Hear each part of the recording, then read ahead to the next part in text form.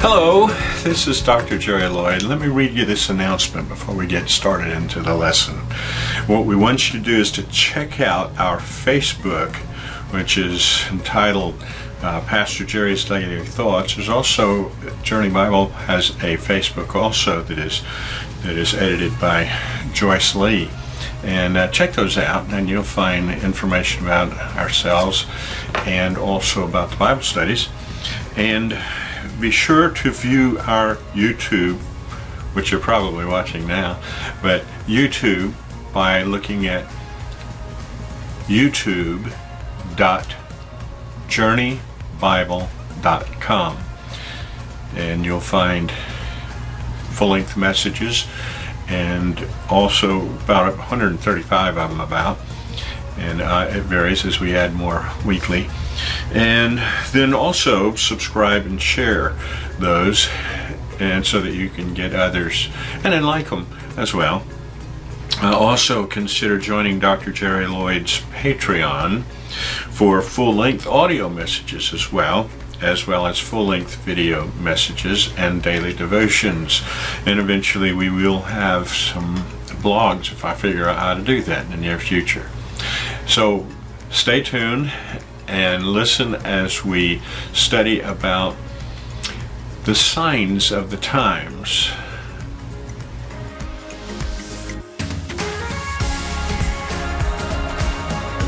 In Matthew chapter 16, in verses 1 through 4, we see an encounter that Jesus had with some unbelievers. In fact, let's see what he has to say at the outset, just to introduce it. He says, "The Pharisees also with the Sadducees came, and tempting desired him that he would show them a sign from heaven." Well, that sounds reasonable, I suppose, that you need a sign from heaven. Reminds me a little bit of a very famous atheist many years ago. So famous that I don't have a clue what his name was. And he stood before and would give lectures to try and convince people, I guess, that there was no God, whatever. I never listened to him because I don't remember who it was.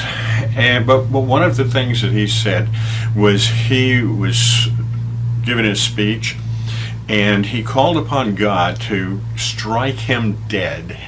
If there was a God, to strike him dead before the end of the message, before the end of the lecture. And people began to be a little bit uncomfortable, especially the ones closest to him on the front row, and they more and more, he would periodically tell them how much time there was left before the end of the lecture and the deadline that he had given God.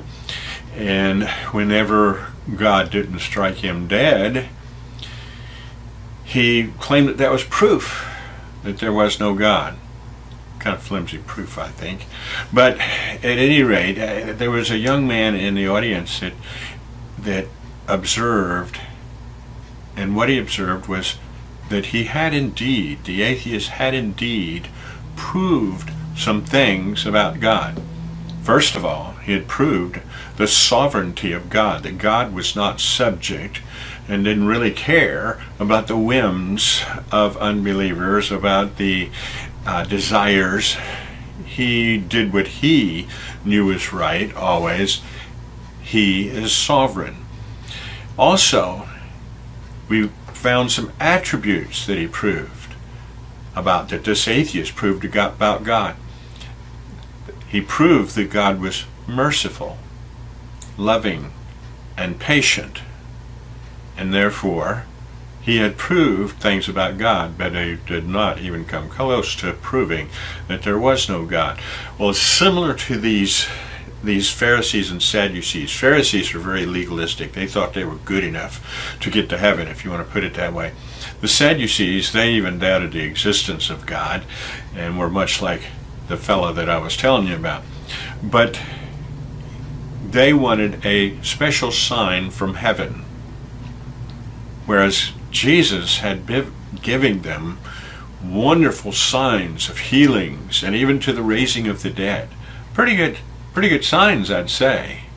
But they wanted something that they would require. And let's say that we went outside and I put an X on the ground and I said, as a sign from heaven, God, strike lightning and hit that X on the ground. Now, let's say he did it, it doesn't matter. Would that be more significant than healing a crippled person or raising some mother's dead son? I think not. I think God uses more wisdom, and what he does is more significant than striking where some atheist might say to strike. Let's read on and see what he says about this. The Pharisees also with the Sadducees came, tempting him, and desired him that he would shew them a sign from heaven. He answered and said unto them, When it is evening, ye say, It will be fair weather, for the sky is red. And in the morning it will be foul weather today, for the sky is red and lowering. O ye hypocrites, you can discern the face of the sky, but can ye not discern the signs of the times? A wicked and adulterous generation seeketh after a sign, and there shall no sign be given unto it, but the sign of the prophet Jonas. And he left them and departed. So, a couple of things we can learn from this. Number one, God does have signs of the times. He does. Number two, he rebukes us if we do not know, we cannot see the signs of the times. Therefore, it would behoove us to study about those signs. We're going to show you a couple of signs in this lesson, and so that we can know a little bit about the signs of the times. There are many, many, many, but we're going to look at maybe two.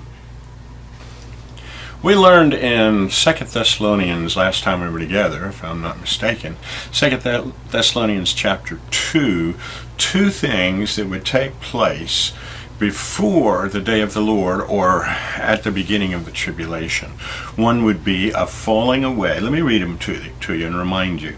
He says, let no man deceive you by any means, for that day, the day of the Lord, the verse before tells us, or actually the day of Christ, is at hand. For that day shall not come except there be a falling away first. First the rapture, before the day of the Lord begins, or any of those things. There would be the rapture, the falling, the snatching away, literally.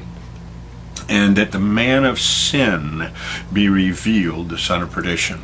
The Antichrist, the beast, that he would be revealed. Now, how would he be revealed? That's one of the signs of the times. Let's see if we can figure it out, and we'll look at it in Daniel. This is also should be reviewed, but if not, let me remind you. In Daniel chapter 9, verse 27, God says, and he, that's the prince that should come, that would be the Antichrist, and he would, what does it say about him? And he shall confirm the covenant with many for 1 week. Now, what is that? It is a covenant, an agreement. We usually call it a peace treaty, but it's not necessarily a peace treaty. It is a covenant for a week. That would be for 7 years. And let's see what it would deal with. It would confirm the covenant with many for 1 week, and in the middle of the week, in the midst of the week, he shall cause the sacrifice and the oblation to cease. So it deals with the temple. That's where the sacrifice and the oblation had to take place. So in the beginning of the tribulation, there apparently would resume the sacrifices in Jerusalem. Now that means there has to be some kind of agreement right now, because the temple's not even standing in Jerusalem right now. So there has to be some kind of agreement to allow worship at the temple site, which right now is restricted. Interesting. And And in the middle of the week, he's going to violate that, and he shall cause the sacrifice and oblation to cease, and for the overspreading of abomination she shall make it desolate, even until the consummation. And that determined shall be poured out upon the desolate.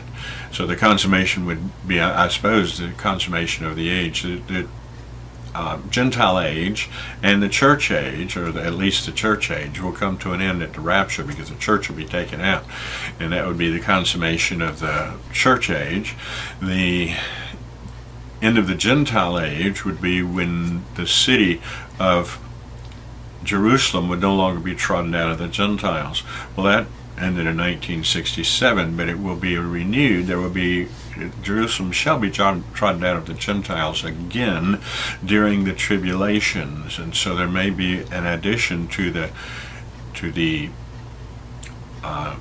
Gentile age, as well as that 70th week of Daniel is an addition to the law, the 69 weeks or 483 years of law, and then an extra 7 years of law that is designated by this 7-year treaty or covenant. I'd like to read you something that I saw a couple of weeks ago, a little over a week ago. I saw it in the House.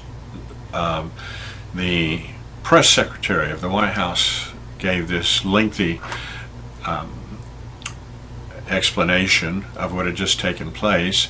Then a few days, a couple of 3 days later, I saw another broadcast, and Donald Trump, it was looking back a day or two, Donald Trump was also talking about this same accord. He called it the Abrahamic Accord, or Abrahamic Agreement. There were two names. The other one was an Arabic name. And it included a couple of things. Well, I'll read what it included, some of what it included, not all of it.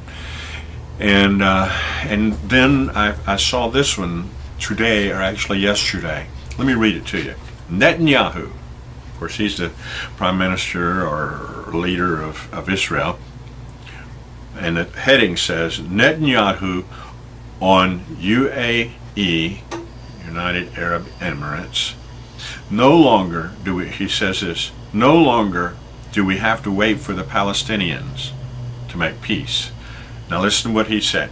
Prime Minister Netanyahu speaks during a press conference at his official residence in Jerusalem after meeting with U.S. President Donald Trump, his senior advisor, Jared Kushner, and National Security Advisor, Robert O'Brien. I saw Netanyahu speak today, just today. And so this is not some fake news. This is 3 times it has been broadcast, and I don't listen to much news anymore because most of it's fake. And but this is extremely important. It may be the most important event to happen in decades, and so of course I'm sure it was all over all the news broadcasts because it's a huge importance.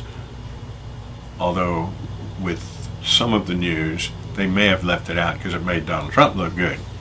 But at any rate, Netanyahu says, it's a special pleasure to host a delegation before it travels to gather with Israeli officials tomorrow on the first ever commercial passenger flight between Israel and the United Arab Emirates. That's what the agreement would pave the way for. Well, they already made the agreement. Now they were going to take the first flight from Israel to the United Arab Emirates. It will pave the way for other countries to normalize their ties with Israel. The press secretary, the White House press secretary, said that was coming very soon. Now, let's see whether she's right or not. Goes on, I think for too long the Palestinians have had a veto on peace, not only between Israel and the Palestinians, but between Israel and the Arab world, he says, referring to the U.S. brokered deal for Israel and the UAE to normalize ties. He adds, if we'd have to wait for the Palestinians, we'd have to wait forever. No longer. Palestinian leaders have sharply criticized UAE for agreeing to normalize relations with Israel. Praising Trump's peace proposal, Netanyahu says no Jews or Palestinians will have to leave their homes. Israel will be able to annex areas of the West Bank and will retain security control of the west of the Jordan Valley. He says the Palestinians, when they realize that their veto has dissipated, will be hard-pressed to remain outside the community of peace. Other states are in line to make peace with Israel.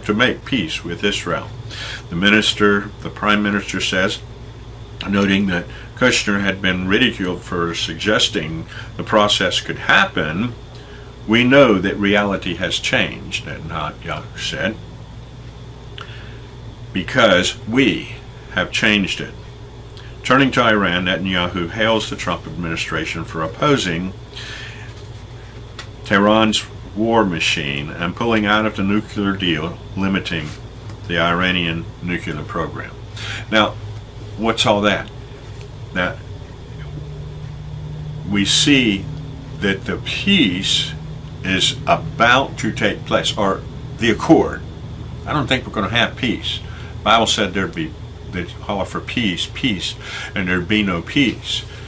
But I think that they think there's going to be a peace treaty, and it's going to be in the very near future. I think immediately those who are opposed to Donald Trump, because they're calling now for him to receive the Nobel Peace Prize because of this amazing accord that he engineered and he had engineered, or at least he's getting credit for it.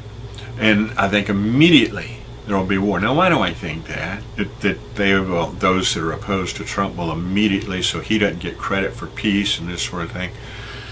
Because the Bible talks about that immediately after the peace treaty, what would happen? Abomination of desolation, make it desolate, even until the consummation that is determined shall be poured out upon the desolate. Many places, and we'll see another one today, that claims that there will be desolation, there will be war. In Revelation 6, for example, and many of them, Ezekiel 38, different places, there will be a war right after the peace treaty.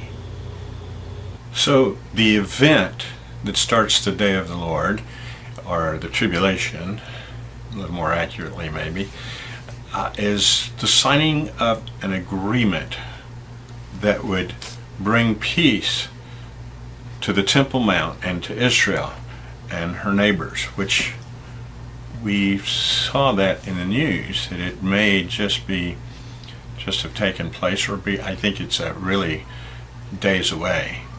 I think maybe around, the 27th of September, or 10 days thereafter, they may sign this agreement. And with the other Arab nations. They said it would come soon. That was what the announcement was, but it didn't give any time period. It could be next year for all we know. But at any rate, it is exciting what we see happening. That's the event, or an event. There are many events of prophecy. Well, what I want to show you now is the timing of the prophecy, which is not as specific as the event, but it's still interesting nevertheless. In Hosea, God says this in verse 14 of chapter 5, "For I will be unto Ephraim," Ephraim is another name for Israel, "For I will be to Ephraim as a lion, and as a young lion to the house of Judah." Judah was the southern kingdom, and Judah and Benjamin were the two tribes that did not defect, if you will, to the worship of the golden calf up in Damascus, in Samaria, rather. So he's talking to Ephraim because they fell 150 years or so before Judah did to the Assyrians. "So I will be as a young lion to the house of Judah. Even I, will tear and go away. I will take away, and none shall rescue him." Then he goes on in verse 15, the last verse of the chapter, "I will go and return to my place." It's kind of an interesting statement. I will go and return to my place. As long as he is out and about, figuratively, he is meting out judgment. But when he goes and returns to his place, he is ready to show mercy for those who come to him. He, like the prodigal son, you know. The prodigal son went out and he prodigalized. What does that mean? He was lazy. He wasted. He wasted his father's goods that came to him that he had inherited. He was wasteful. And so he wasted everything he had, all his time, talents, and his energy, and his opportunities, and he wasted everything. And so but what did his dad do? His dad came looking for him and went from city to city, right? No, his dad probably stood in the doorway, but he waited for him at the house to come. And that's what God does. He returns to his place. When we run from him, when we rebel against him, he returns to his place and waits with mercy and love and forgiveness for us to come to him. And he just waits. He's long-suffering. So he says here, I will go and return to my place till they acknowledge their offense. Now, how long would he return to his place?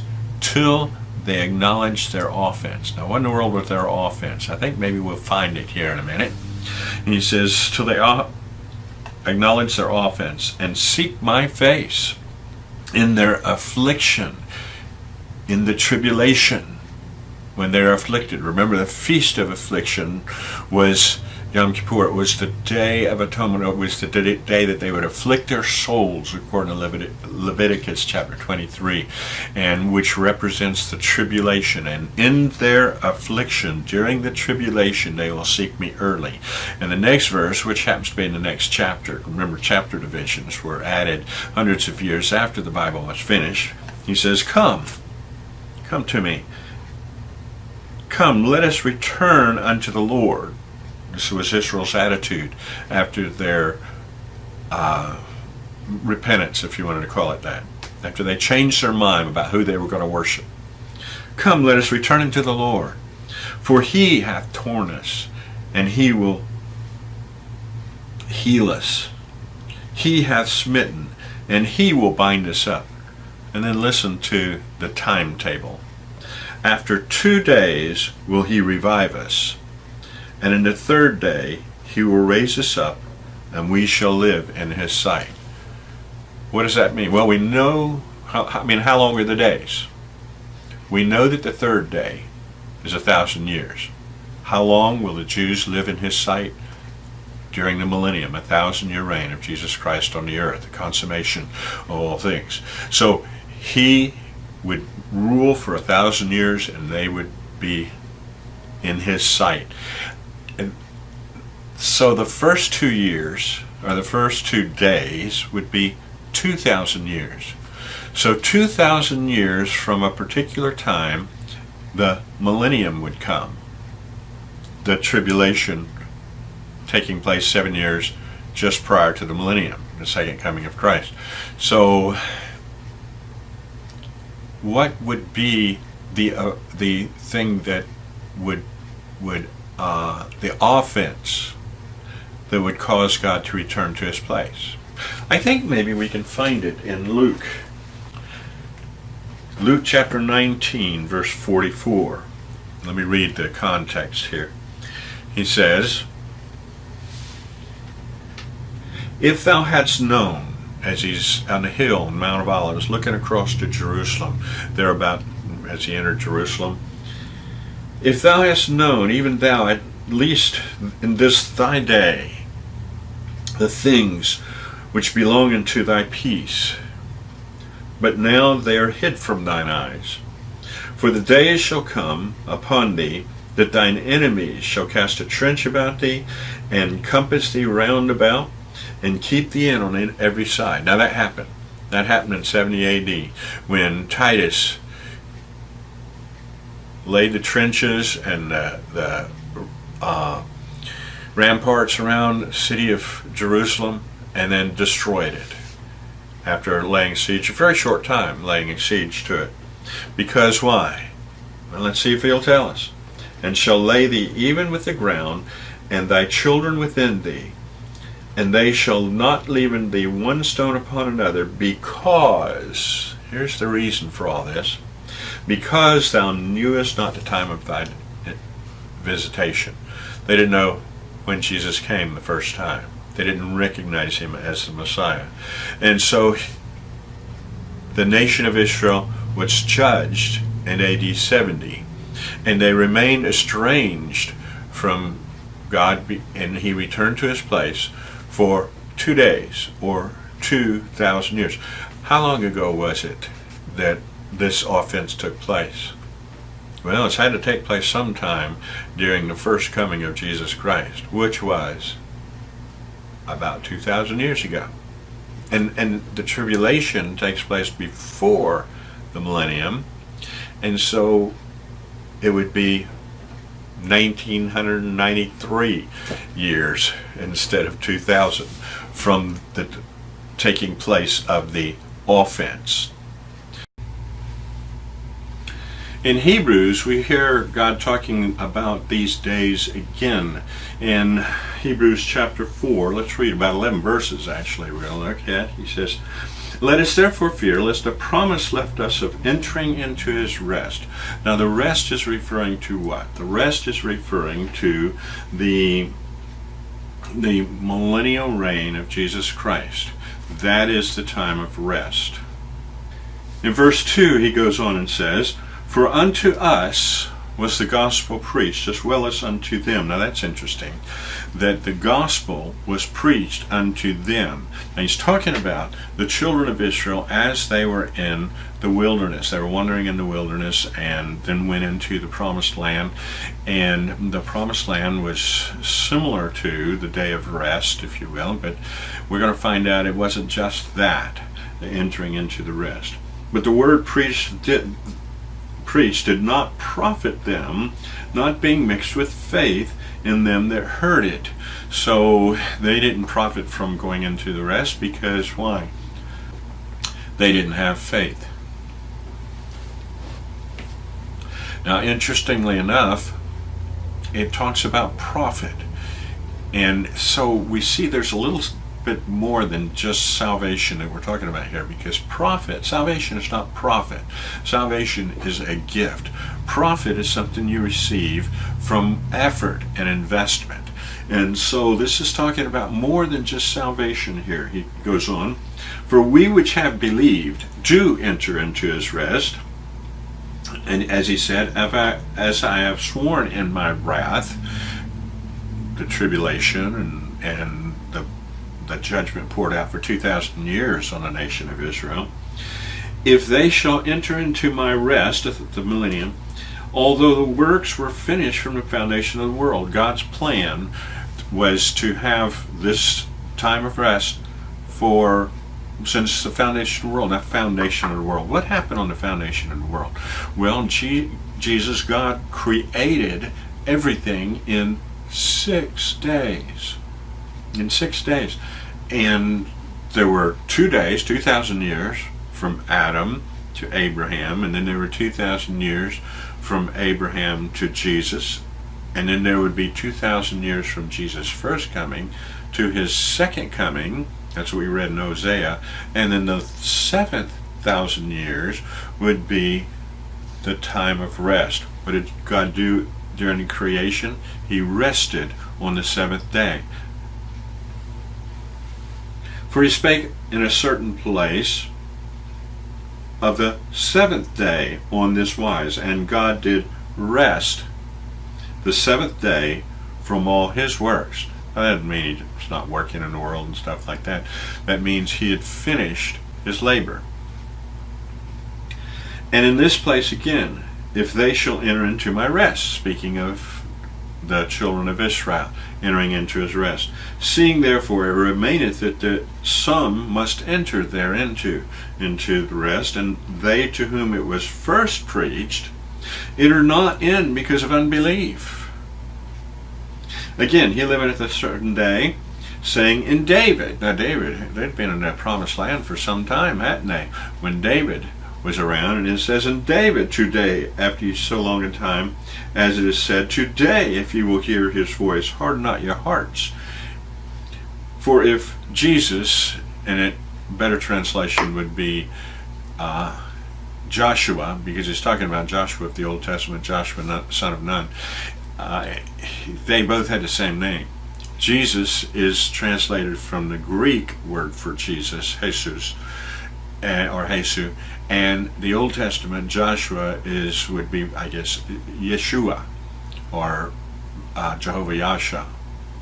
So he says, for if Joshua had given them rest, then would he not afterward have spoken of another day of rest. There remaineth therefore a rest to the people of God. That's speaking of the millennium, but that's not speaking about heaven.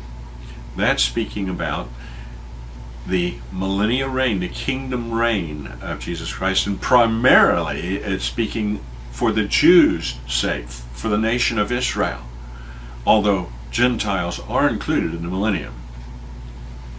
For he that is entered into his rest, he has also ceased from his own works, as God did from his. So you don't have to work to enter into it, but watch this. Here's a scary thing. Let us labor, therefore, to enter into that rest, lest any man fall after the same example of unbelief. What? You mean you could fall if you don't believe? Who? Any man. Not believers anymore. Not the children of God. Point being, we need to labor so that others, so that the lost do not fall and not enter into the rest, be that heaven or the kingdom of which it's talking about here. So in 2 Peter chapter 3, we see the application of what we've been talking about, the 1,000 years or day. Well, let's read it. 2 Peter chapter 3 verse 9, God says. Let's start at verse 8. But beloved, be not ignorant of this one thing, that one day is with the Lord as 1,000 years, and 1,000 years is one day. Now, that tells us about the eternity of God, and how that a second is like 1,000 years, and that time's just, he's outside of time. He's eternal. But it also tells us the principle, at least from what I understand, the church fathers taught that this was talking about, that the creation was a forecast, a foreshadowing of God's dealing with mankind for 6,000 years, or 7,000 years counting the millennium. And so let's see what he has to say here. He says, Beloved, be not ignorant of this one thing, that one day is with the Lord as 1,000 years, and 1,000 years is one day. Now, the Lord is not slack concerning his promise, as some men count slackness, but is long-suffering to usward. Now remember what we just heard in Hebrews, that we need to labor lest someone not have faith and not be able to enter into the rest with us. So he says, the Lord is not slack concerning his promise, as some men count slackness. Remember, he returned to his place, and he began in his long-suffering waiting for people to come to him. The Lord is not slack concerning his promise. Now the promise there is, of course, the promise of the millennium, but actually it's the promise of the tribulation. What his promise was that he would recompense tribulation on those that trouble his people. The Lord is not slack concerning his promise, as some men count slackness, but is long-suffering to usward, not willing that any should perish, but that all should come to repentance. He doesn't want anyone to go to the lake of fire, to go to hell, be lost, not enter into the things that he has prepared in the kingdom. He wants everybody, not just a few elect. He wants everybody there. But they have to choose to believe. He said that he's not willing that any should perish. It is God's will that none perish. Well, can man thwart God's sovereign will? Obviously, yes. Because he has chosen in his sovereignty to make his will conditional upon man's response. What kind of response? The response of faith. So we see here, the Lord is not slack concerning his promise, as some men count slackness, but is long-suffering to usward, not willing that any should perish, but that all should come to repentance. but the day of the Lord will come as a thief in the night. And we studied about that thief in the night, didn't we? As a thief in the night, in which the heavens shall pass away with a great noise, and the elements shall melt with fervent heat, and the earth also and the works therein shall be burned up. Now here's the application. Seeing that all these things shall be dissolved, what manner of person ought ye to be in all holy conversation and godliness? We ought to be in godliness and holy conversation. And that's just not talking about the things you say. It is your lifestyle. What should we be doing? Looking for, verse 12, and hasting. We should be diligent unto the coming of the day of God, wherein the heavens being on fire shall be dissolved, and the elements shall melt with fervent heat. Nevertheless, according to his promise, we look for new heavens and new earth, wherein dwelleth righteousness. And that's what we will receive after the millennium. This is Dr. Jerry Lloyd. If you enjoy this, you want to hear more about it, then go to the Patreon and look at them, because there are many prophetic messages on there as you scroll through them, and under Dr. Jerry Lloyd, and then share it with others, subscribe, and like it. This is Dr. Jerry Lloyd. Thank you very much.